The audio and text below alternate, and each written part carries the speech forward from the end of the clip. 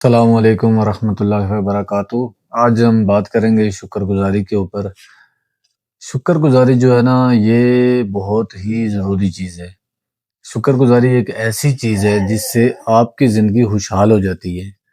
مطلب اگر آپ خوشحال زندگی گزارنا چاہتے ہیں تو سمجھ لیں کہ شکر گزاری آپ کے لیے بہت ہی ضروری ہے۔ اور شکر گزاری کا ایک بہت بڑا فائدہ ہے، اور وہ یہ ہے کہ آپ کی عام چیزیں بہت خاص ہو جاتی ہیں۔ اب مثال لیجئے گا، آپ صبح اٹھتے ہیں، روزانہ ہی صبح ہوتی ہے، لیکن کسی دن آپ صبح اٹھیں، سورج کی طرف دیکھیں اور اللہ کا شکر ادا کریں کہ یا اللہ آپ کا لاکھ لاکھ شکر، آپ نے ایک اتنی خوبصورت صبح عطا فرمائی جس میں جو موسم ہے وہ بہت ہی اچھا ہے، نہ تو زیادہ گرمی ہے نہ زیادہ سردی ہے۔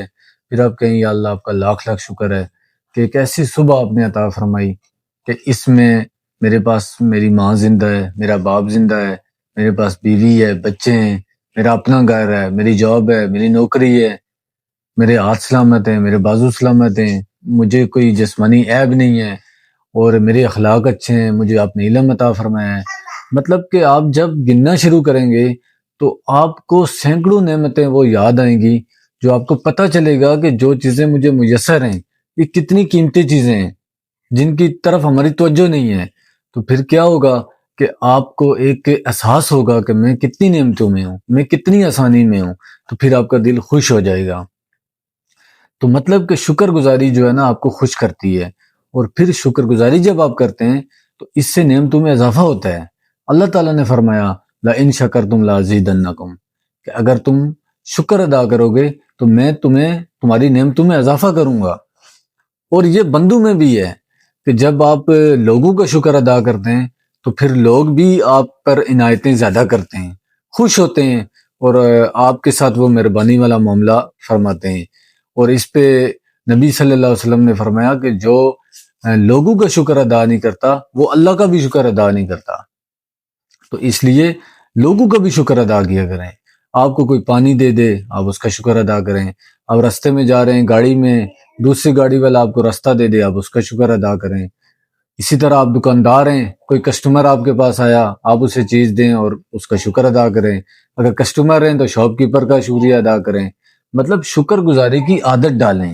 اور میرا یہ تجربہ ہے کہ بعض اوقات ہمارے پاس چونکہ بندے آتے ہیں، ہم دکاندار ہیں، تو بعض لوگ آتے ہیں، ہم ان کا کام کرتے ہیں، ہو سکتا ہے 10-15 منٹ آپ لگائیں، تو اس کے بعد وہ ایسے ہی خاموشی کے ساتھ چلے جاتے ہیں۔